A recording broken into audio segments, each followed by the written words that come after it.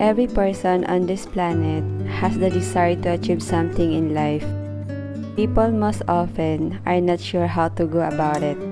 The road to your goals is often difficult, but it gets even more complicated when you don't know which road you have to choose.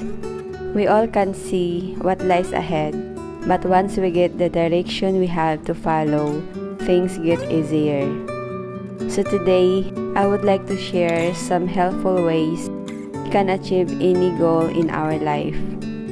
One sure way of achieving your goals is visualization. Set some time aside for yourself every morning and imagine that goal has already been achieved. Doing so will condition your subconscious mind to come up with ideas to achieve what you want. Constantly visualizing a life with your goal achieved can help you stay committed. Instead of focusing on how much you still have to do, focus on the result you are going to get when you achieve your goal. Imagine how you would feel, on how satisfying your life would be if you achieve this goal.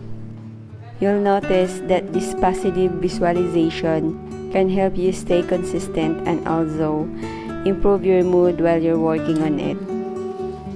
Work on your motivation. The thing about motivation is that it tends to run out. This is why it's important to constantly remotivate yourself and keep trying new self-motivation techniques. Here are the simple yet really effective ways to keep your motivation burning. Reading self-improvement books, watching motivational speeches, listening to motivational podcasts, reading self-improvement blogs.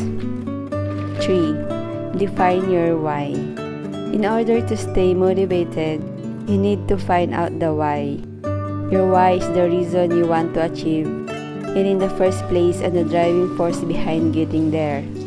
Remembering your why during the moments you're not feeling motivated can give you a boost and remind you why you're doing this. I recommend finding a why that's in line with your core values. Pick a why that will remain consistent no matter your situation. For instance, helping others. You always want to help others or getting healthy. If your goals are monetary and money is a huge why for you, think about why that might be. For me, financial security is a big one. Having the freedom to live your life and to relieve yourself of money anxiety. So for me, this is a good motivation. So my goal isn't to make X amount of money by X date.